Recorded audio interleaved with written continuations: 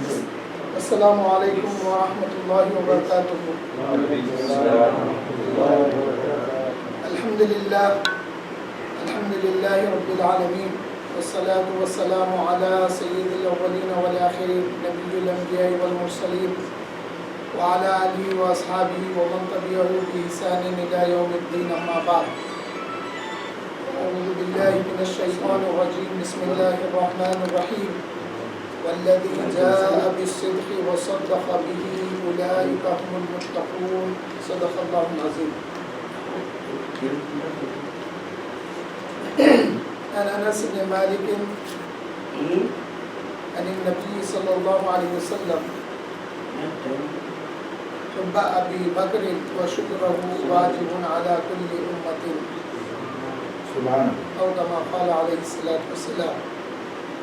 وعن علی کرم اللہ وجہہ خیر الناس بعد رسول اللہ صلی اللہ علیہ وسلم ابو بکر وعمر، وقال علی کرم اللہ وجہہ حبی وبغض ابو بکر وعمر لا یجتمع فی قلب مؤمن، ما قال علی کرم اللہ وجہہ۔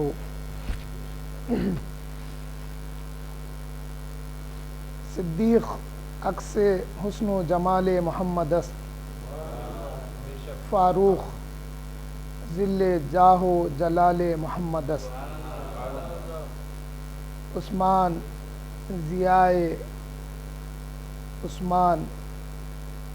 ضیائے شمع کمال محمد است، حیدر بہار باغ خصال محمد است،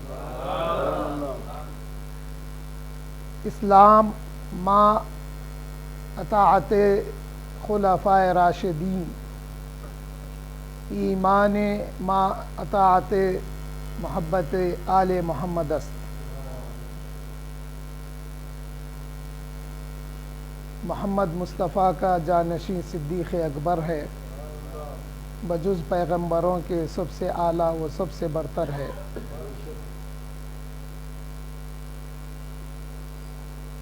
میں حد منکر ہو گر کوئی فضل سے صدیق اکبر کے، میں حد مفتری ماروں گا یہ فرمان حیدر ہے، علی مرتضیٰ کے قول پر حسرت کا ہے ایمان، محمد مصطفیٰ کا جانشین صدیق اکبر۔ حاضرین محترم، ابھی جس آیت کریمہ کا شرف تلاوت میں نے حاصل کیا ہے، اس میں اللہ جل شانہ فرماتے ہیں والذی جاء بالصدق وصدق به اولئک هم المتقون۔ مفسرین نے اس کی تفسیر میں یوں فرمایا ہے کہ جبرائیل امین نے جو کلام الہی لے کر آئے اس کی تصدیق حضور صلی اللہ علیہ وسلم نے فرمائی ہے۔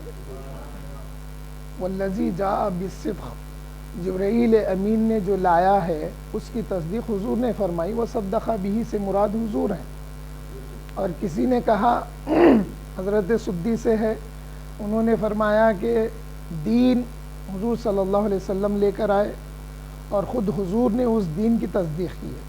بہت سارے اقوال ہیں، لیکن آئیے مولا علی کرم اللہ وجہہ سے پوچھتے ہیں، اس لیے کہ حضور نے فرمایا ہے علی قرآن کے ساتھ ہے اور قرآن علی کے ساتھ ہے۔ یا مولانا، یا خیر البریہ، یا سیدنا علی کرم اللہ وجہہ، مفسرین نے تو وہ بات بتائی ہے، اب آپ بتائیے کہ اس سے مراد کیا ہے، اللہ کا منشا کیا ہے۔ حضرت علی کرم اللہ وجہہ فرماتے ہیں والذی جاء بالصدق سے مراد محمد صلی اللہ علیہ وسلم ہے، وصدق به سے مراد حضرت ابو بکر صدیق رضی اللہ تعالیٰ عنہ ہے۔ حضرت ابو بکر صدیق رضی اللہ تعالیٰ عنہ نے حضور کی تصدیق کی، مولا علی فرماتے ہیں اس سے مراد حضور ہے۔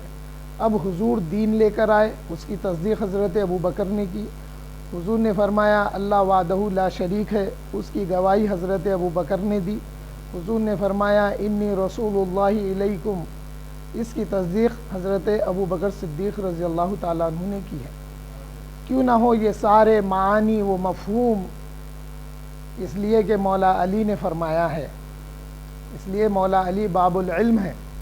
مولا علی کا قول حضور صلی اللہ علیہ وسلم بتائے ہیں، مولا علی یعنی والذی جاء بالصدق سے حضور کی ذات مبارکہ کو مولا علی نے بتایا۔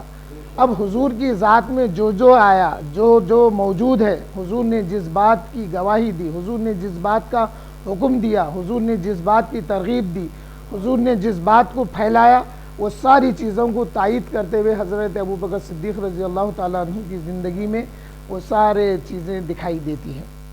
حاضرین محترم، یہ جو جلسے افضلیت حضرت سیدنا ابو بکر صدیق رضی اللہ تعالیٰ عنہ کے ہم مناتے ہیں، اس کا مقصد اور منشا کیا ہے؟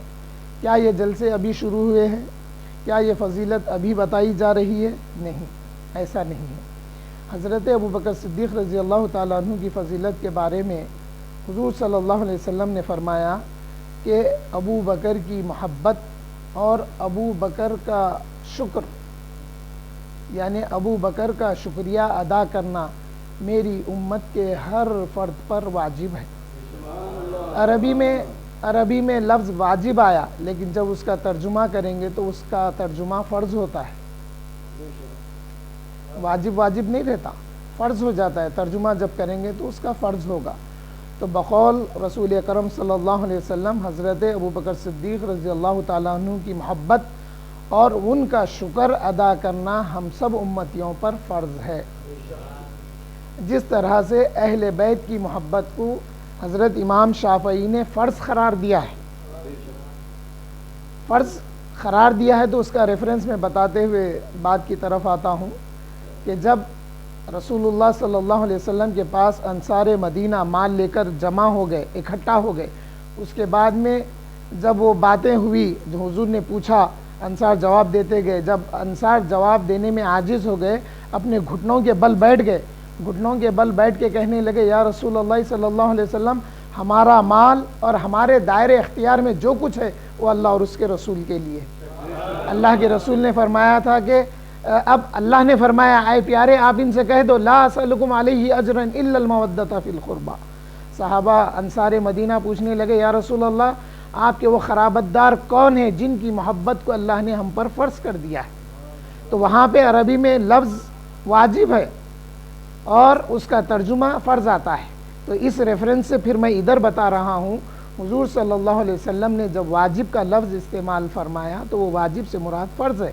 تو معلوم ہوا کہ تمام صحابہ سے محبت رکھنا ہمارے لیے ضروری ہے، مگر حضور نے فرمایا ہے حضرت ابو بکر سے محبت رکھنا اور ان کا شکر ادا کرنا ہر امتی پر واجب ہے۔ یہ تو قول رسول اللہ ہو گیا۔ پھر آئیے صحابہ کو دیکھتے ہیں۔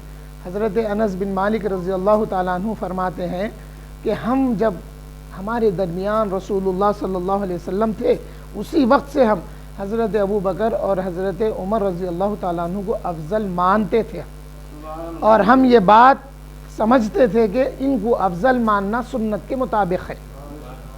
اب سنت کے مطابق ہے سے مراد یہاں پہ یہ بھی ہے کہ سنت سے ہے، یعنی حضور کی تعلیمات سے بھی ہے، اور حضور کا خود عمل بھی تھا۔ حضور صلی اللہ علیہ وسلم نے ان کو افضل قرار دیا ہے۔ یہ تو حضرت انس کی بات ہو گئی۔ آئیے پھر حضرت عبداللہ ابن مسعود کو دیکھتے ہیں۔ حضرت عبداللہ ابن مسعود رضی اللہ تعالیٰ عنہ فرماتے ہیں کہ ہم لوگ، آپ فرماتے ہیں کہ اس لیے کہ بحر العلوم کے گھرانے سے وابستہ ہم لوگ بغیر دیکھے یا بغیر پڑھے کے ہوا میں نہیں کہہ دیتے، جیسا آفتاب خطابت بولتے، ہم لوگ ہوا میں بیان نہیں کرتے۔ حضرت عبداللہ ابن مسعود رضی اللہ تعالیٰ عنہ سے روایت ہے کہ آپ فرماتے ہیں کہ حضرت ابو بکر صدیق رضی اللہ عنہ و حضرت عمر رضی اللہ تعالیٰ عنہ کی فضیلت معروف تھی، اور یہ من السنہ فرما رہے ہیں، اور یہ سنت سے تھی بول رہے ہیں، یعنی حضور کی تعلیمات میں سے تھا، اور حضور صلی اللہ علیہ وسلم خود فرماتے تھے کہ حضرت ابو بکر و حضرت عمر رضی اللہ عنہم افضل ہیں۔ یہ حضرت عبداللہ ابن مسعود ہے۔ آئیے پھر امام مالک کو دیکھتے ہیں۔ امام مالک فرماتے ہیں کہ ہمارے اسلاف، امام مالک تابعی، پھر بچے کون اسلاف میں؟ صحابہ۔ تو امام مالک فرماتے ہیں کہ ہمارے اسلاف بچوں کو محبت ابو بکر صدیق رضی اللہ تعالیٰ عنہ و حضرت عمر رضی اللہ تعالیٰ عنہ ایسا سکھاتے تھے جیسا قرآن کی صورتیں سکھاتے ہیں۔ یہ تو اسلاف کا ہمارے رہا ہے اور انہی کی پیروی بحرالعلوم تک آئی۔ بحرالعلوم نے جو تعلیمات دی ہے ان تعلیمات کو آفتاب خطابت نے اختیار کیا، اور ہم مل کر آفتاب خطابت کے ساتھ یہی افضلیت حضرت سیدنا ابا بکر صدیق رضی اللہ تعالیٰ عنہ کے جلسوں کا اہتمام کرتے ہیں۔ حاضرین محترم، ابھی جس آیت کریمہ کو میں نے پڑھا ہے اس میں واضح طور پہ مولا علی نے فرمایا کہ والذی جاء بالصدق محمد صلی اللہ علیہ وسلم ہے، وصدق بہ حضرت ابو بکر صدیق رضی اللہ تعالیٰ عنہ ہے۔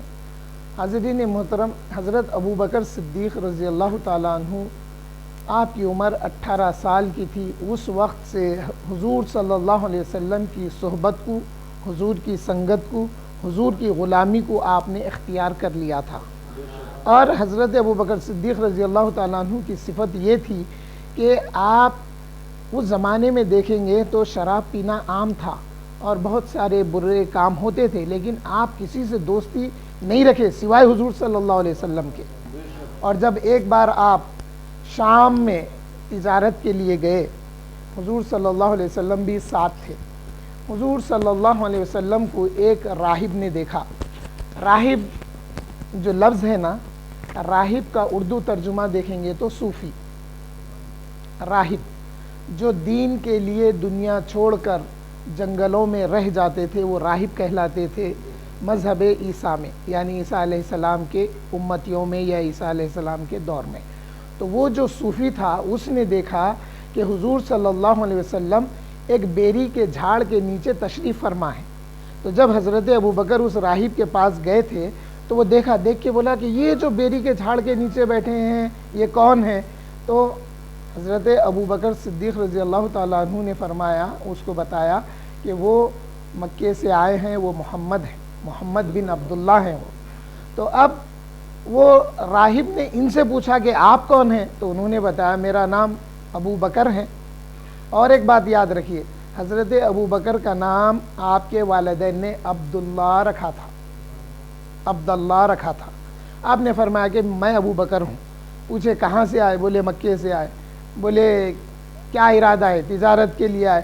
تو اس نے اسی وقت بتایا تھا، کب ابھی اعلان نبوت نہیں فرمائے تھے حضور، تو اس نے بتایا کہ وہ جو بیری کے جھاڑ کے نیچے جو بیٹھے ہیں ان سے پہلے عیسیٰ علیہ السلام وہاں پر تشریف فرما ہوئے تھے۔ ہماری کتابوں میں ہے جو عیسیٰ علیہ السلام کے تشریف فرمانے کے بعد اس بیری کے جھاڑ کے نیچے بیٹھیں گے وہ نبی آخر الزماں ہوں گے اور وہ مکے سے اعلان نبوت کریں گے۔ یہ بات سننے کے بعد حضرت ابو بکر صدیق رضی اللہ تعالیٰ عنہ نے آپ کی سیرت میں آیا کہ یقین کر لیا تھا کہ یہ اللہ کے آخری نبی ہوں گے محمد صلی اللہ علیہ وسلم۔ اس ریفرنس سے علماء نے فرمایا کہ اسلام لانے والوں میں سب سے پہلے حضرت ابو بکر صدیق رضی اللہ تعالیٰ عنہ ہیں۔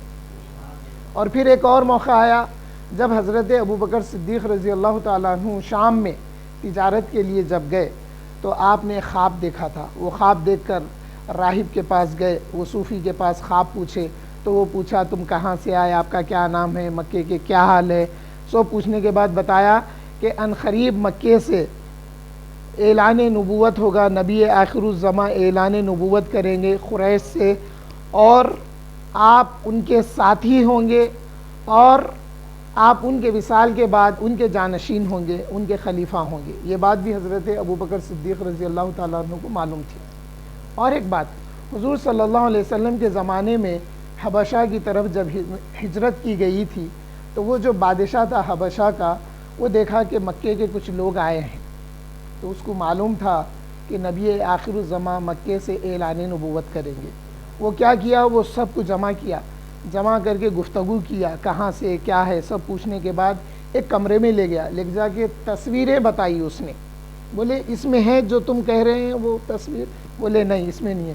پھر اندر لے گیا، وہاں پہ تصویریں بتائی، پھر اور اندر لے گیا، وہاں پہ تصویریں بتائی۔ تو ایک تصویر ایسی تھی، ایک شخص ہیں، ایک بزرگ ہیں، ان کے ہاتھ میں لکڑی ہے اور اس لکڑی کو تھامے ہوئے ایک اور شخص ہے۔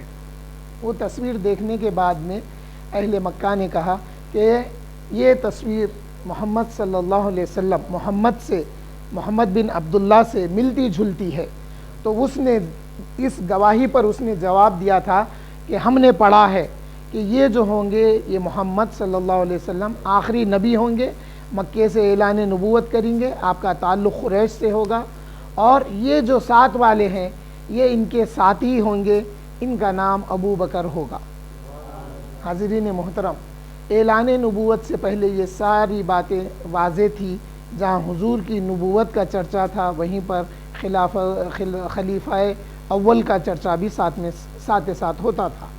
حاضرین محترم، جیسا میں نے لاسٹ ٹائم بتایا کہ آپ کے والد ابو قحافہ بچپن میں حضرت ابو بکر صدیق رضی اللہ تعالیٰ عنہ کو ایک بت خانے میں لے گئے، بڑے بت کے پاس کھڑا کر دیے، کھڑا کر کے کہنے لگے آئے بیٹے یہ بت ہے تمہارا معبود ہے، جو مانگنا ہے مانگو، اور وہ چلے گئے وہاں سے۔ حضرت ابو بکر صدیق رضی اللہ تعالیٰ عنہ اس بت سے کہنے لگے میں بھوکا ہوں مجھے کچھ کھلا، وہ جواب نہیں دیا۔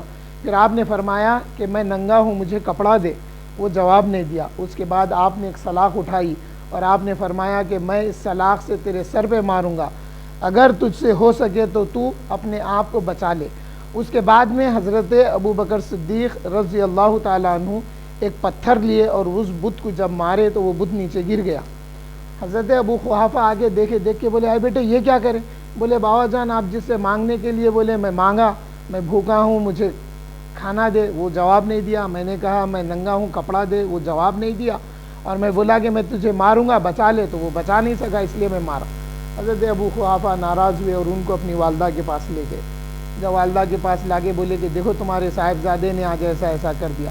والدہ کہنے لگی کہ چھوڑ دو ان کو، ان کے حال پہ چھوڑ دو، میرے بیٹے کو میرے حال پہ چھوڑ دو، اس کے حال پہ چھوڑ دو، اس لیے کہ جب اس کی پیدائش کا وقت آیا تو مجھے جب تکلیف محسوس ہونے لگی، ابھی میرے آس پاس کوئی نہیں تھے، تو مجھے ایک آواز آئی اور وہ ندا دینے والے نے کہا اے اللہ کی بندی، اے اللہ کی باندی بھی آیا ہے۔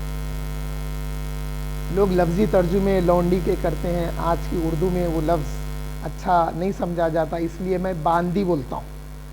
اے اللہ کی باندی، مبارک ہو تجھے ایک آزاد لڑکے کی۔ اب یہ جو آزاد لڑکے کا لفظ آیا، یہ بات بھی ام المومنین حضرت عائشہ صدیقہ رضی اللہ تعالیٰ عنہ سے مروی ہے۔ حضرت عائشہ صدیقہ رضی اللہ تعالیٰ عنہ سے جب پوچھا گیا کہ حضرت ابو بکر صدیق رضی اللہ تعالیٰ عنہ کا نام عتیق کیسے پڑا، تو آپ فرماتی ہیں کہ حضرت ابو بکر صدیق رضی اللہ تعالیٰ عنہ کی ولادت سے پہلے حضرت ابو قحافہ کو 2 یا 3 لڑکے اور پیدا ہوئے تھے، لیکن ان کی عمر طویل نہیں ہو سکی، وہ بچ نہیں سکے۔ جب حضرت ابو بکر صدیق رضی اللہ تعالیٰ عنہ کی ولادت ہوئی تو آپ کی والدہ یہ ننھے سے بچے کو اٹھا کر اللہ سے دعا کرنے لگے کہ اے اللہ اس کو آزاد کر دے، اس کو موت سے چھٹکارا دے دے، اس کو حیات عطا کر، اس کی وجہ سے ان کا نام عتیق ہوا ہے۔ تو اللہ نے وہ جو حضرت ابو بکر صدیق رضی اللہ تعالیٰ عنہ کی والدہ تھی، ان کو بچپن میں ایک ندا آئی تھی کہ یہ بچہ آزاد ہے۔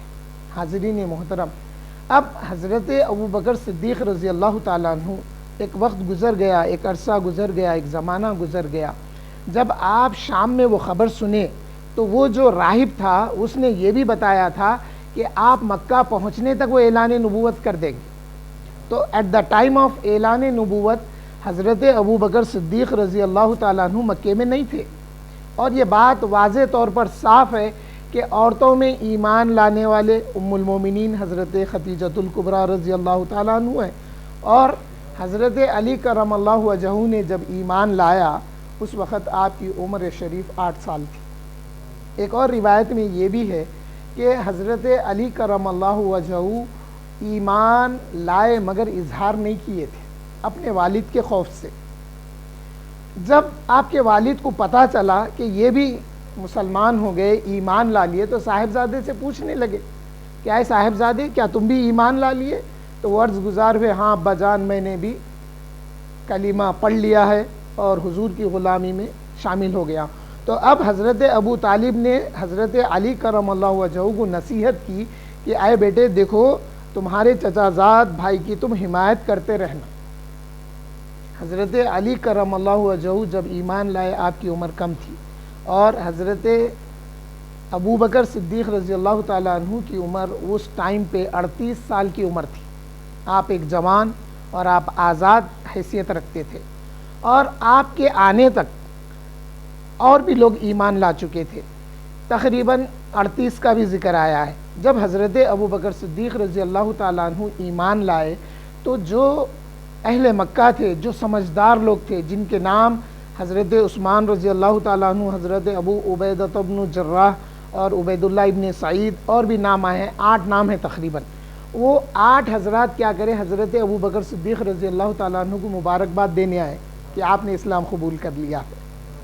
اور یہ حضرات ایسے حضرات تھے، یہ حضرات سچائی کو قبول کرنے والے تھے، اور یہ حضرات برائی سے، برے کاموں سے دور رہتے اور برے کام کرنے والوں کی صحبت میں نہیں رہتے تھے۔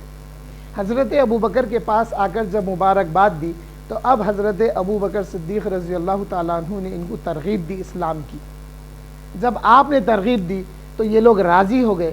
جب ان کو اللہ کے رسول کے پاس لے آئے اور اللہ کے رسول کے پاس یہ 6 یا 8 حضرات نے جب اقرار کیا توحید و رسالت کا، تو اللہ تعالیٰ نے قرآن کی آیتوں کو نازل کر دیا۔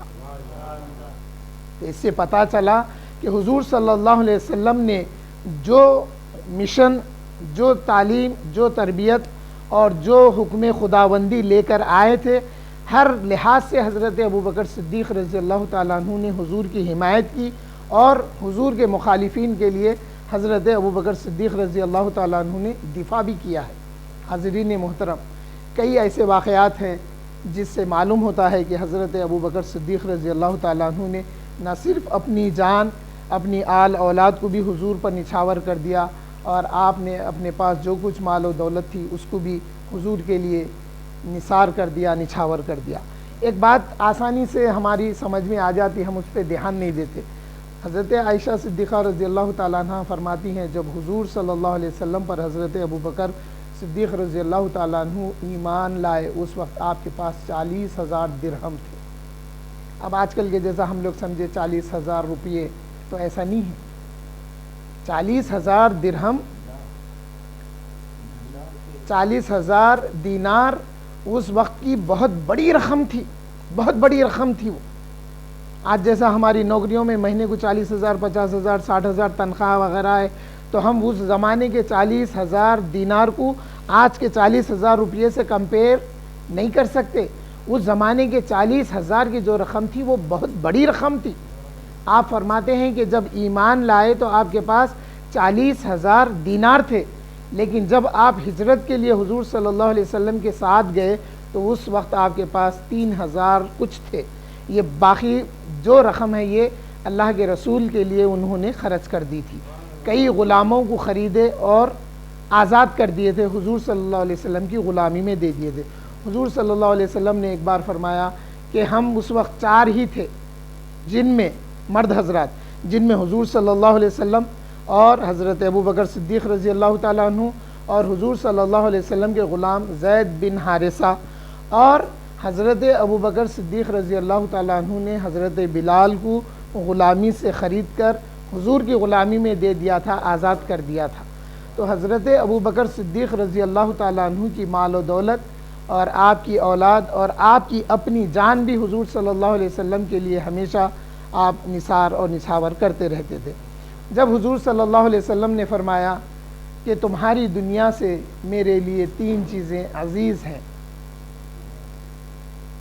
حضور نے فرمایا کہ مجھے خوشبو عزیز ہے، اور عورتیں عزیز ہیں، اور دودھ کا بھی ذکر کیا ہے حضور صلی اللہ علیہ وسلم نے۔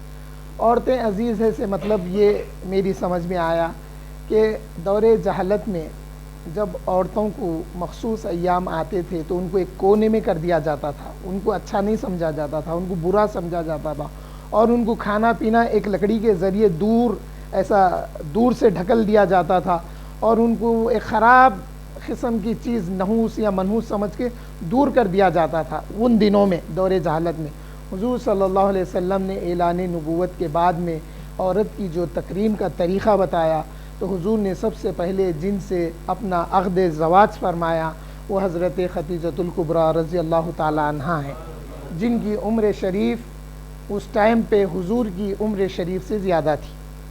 حضور صلی اللہ علیہ وسلم کی عمر شریف 25 برس کی تھی اور حضرت خدیجۃ الکبریٰ رضی اللہ تعالی عنہا کی عمر شریف 40 سال کی تھی۔ تو حضور نے اپنی سب سے پہلی زوجہ کا عقد زواج فرما کر یہ ثابت کر دیا تھا کہ عورت کی تکریم ایسے کی جائے۔ تو حاضرین محترم، جہاں پر حضور صلی اللہ علیہ وسلم نے یہ فرمایا تو حضرت ابوبکر نے بھی فرمایا یا رسول اللہ مجھے بھی دنیا سے 3 چیزیں پسند ہیں۔ آپ نے فرمایا کہ مجھے یہ پسند ہے کہ میں جو کچھ مال جمع کروں وہ آپ پر خرچ کروں، اور جو مال میں جمع کروں وہ آپ کی اولاد پر خرچ کروں تاکہ میرا آپ کے ساتھ رابطہ بن جائے۔ حاضرین محترم، اسی رابطے کو باندھنے کے لیے، اسی رابطے کو برقرار رکھنے کے لیے حضرت عمر رضی اللہ تعالیٰ عنہ اپنی خلافت کے دور میں جب حضرت علی کرم اللہ وجہہ کی صاحبزادی سے عقد زواج فرمایا تو حاضرین نے محفل نے مبارکباد دی، مبارک مبارک۔ آپ بولے اس عمر میں مجھے دلہن مبارک کیا کرنے؟ میں تو یہ چاہتا ہوں کہ حضور کو میں نے سنا ہے روز قیامت ہر رشتہ منقطع ہو جائے گا سوائے میرے رشتے کے، تو میں اس رشتے کی برقراری کے لیے، اس رشتے کو جوڑنے کے لیے، قیامت کے دن جو رشتہ ٹوٹنے والا نہیں ہے اس رشتے کو جوڑنے کے لیے میں نے یہ شادی کی ہے۔ تو حاضرین محترم، اب دیکھیے، اب جو بولنے والے بہت کچھ بولتے ہیں، بولنے دیجئے، اس کا جواب بھی دیجئے۔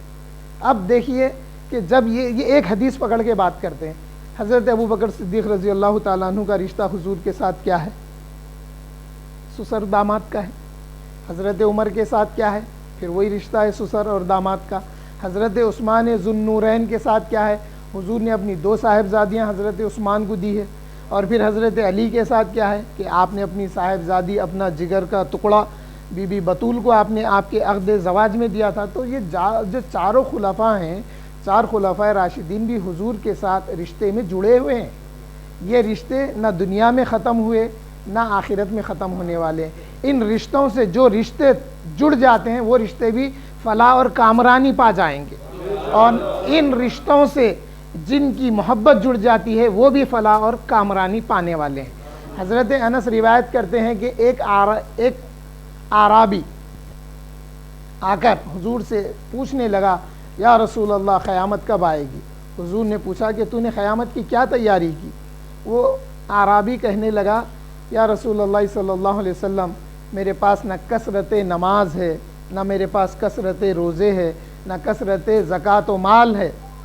اب یہاں پہ یہ بات کو سمجھنا ہے، کثرت نماز، کثرت روزوں سے مراد فرض نماز، فرض روزے کم ہے، ایسی بات نہیں ہے۔ یعنی میرے پاس نفل روزوں کی کثرت، نفل نمازوں کی کثرت، نفل صدقے خیرات کی کثرت نہیں ہے، مگر یہ ہے کہ میں اللہ اس کے رسول سے محبت رکھتا ہوں۔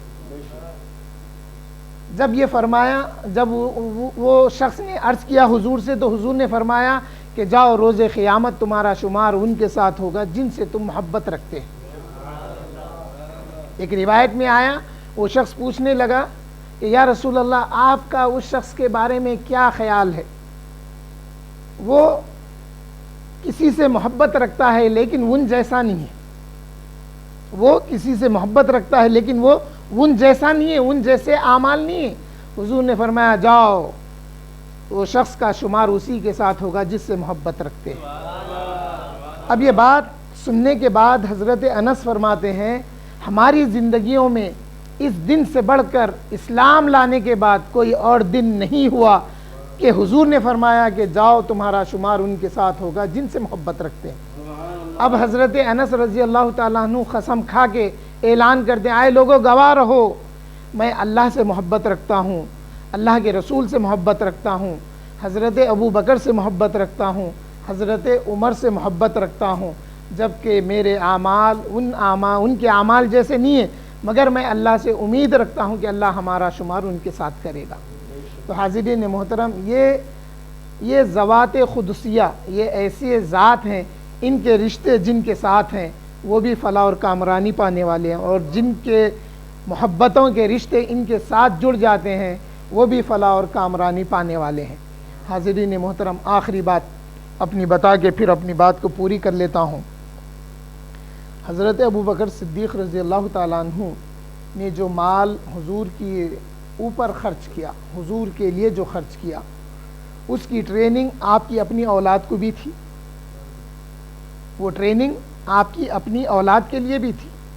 حضرت اسماء بنت ابی بکر رضی اللہ عنہما، آپ کا عمل کیا تھا دیکھیے، جب ہجرت کا وقت آیا، حضور صلی اللہ علیہ وسلم کے لیے توشہ باندھ دیا گیا۔ جب حضور صلی اللہ علیہ وسلم کے لیے توشہ ہجرت باندھ دیا گیا تو اس وقت وہ توشہ لا کر دینے والی جو ذات تھی ان کا نام اسماء بنت ابی بکر تھا، اور یہ دونوں بہنوں میں حضرت عائشہ صدیقہ رضی اللہ تعالیٰ عنہا اور حضرت اسماء بنت ابی بکر میں حضرت اسماء بنت ابی بکر بڑی بہن تھی۔ آپ حضور کے لیے اپنے گھر میں مکے میں کھانا تیار کرتے اور پھر توشہ لے جا کے غار ثور میں دیتے تھے۔ تو جب ہجرت کا وقت آ گیا، جب نکلنے کا وقت آ گیا تو آپ جلد بازی میں توشہ تو لا لیے، لیکن توشہ باندھنے کے لیے رسی نہیں لا سکے۔ جب حضور کے کجاوے سے توشہ باندھنے کا وقت آیا تو آپ نے دیکھا کہ باندھنے کے لیے کچھ نہیں ہے، تو آپ فوری اپنی اوڑھنی جو تھی ان کی، وہ اوڑھنی نکالے، جس کو دوپٹہ بھی کہیں گے ہم، آپ فوری نکال کے اس کے دو حصے کر دیے۔ ایک حصے سے حضور کے لیے توشہ باندھ دیا کجاوے کو اونٹ کے، اور دوسرا آپ اپنے لیے اوڑھ لیا۔ اسی لیے آپ کو ذات النطاقین کہتے ہیں، دو دوپٹے والی۔ دیکھیے حضور صلی اللہ علیہ وسلم کی جب خدمت کی انہوں نے، تو اللہ اور اس کے رسول نے اس خدمت کو رائگاں نہیں کیا، دنیا میں بھی عطا کیا اور آخرت میں بھی عطا ہوگا۔ اسی لیے اہل سنت والجماعت کا یہ میسیج ہے کہ آپ جہاں تک ہو سکے دین کا کام کریے، سنیت کا کام کریے، اللہ دنیا میں بھی نوازے گا، آخرت میں بھی نوازے گا۔ حاضرین محترم، وہ جو بات میں بتانا چاہتا تھا، جب اس موقع پر حضرت ابوبکر صدیق رضی اللہ تعالیٰ عنہ اپنا مال لا کے رکھ دیے اور حضرت عمر بھی لا کے رکھے، اور حضرت عمر سوچنے لگے اپنی دانست میں، اس بار میرے پاس مال کی کثرت ہے، اس بار میرے پاس مال کی کثرت ہے، میں امید کرتا ہوں اس بار میری باری آ جائے گی، یعنی میں کامیاب ہو جاؤں گا، یا میں نمبر لے جاؤں گا، یا میں آگے بڑھ جاؤں گا۔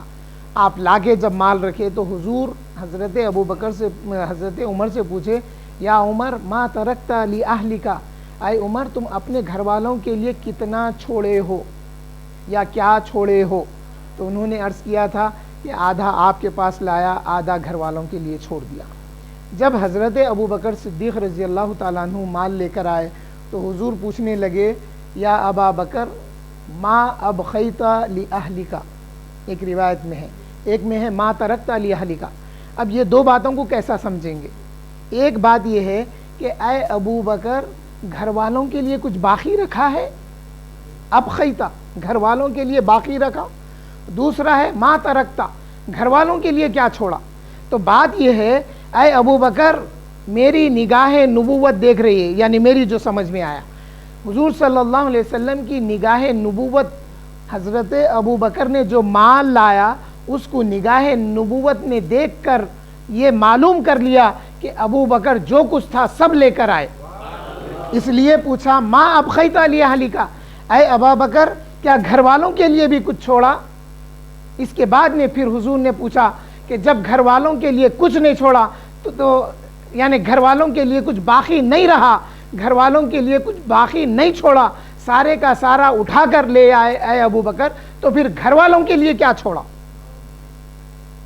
جب سارا اٹھا کے لائے باقی کچھ نہیں رہا تو پھر گھر والوں کے لیے کیا چھوڑا؟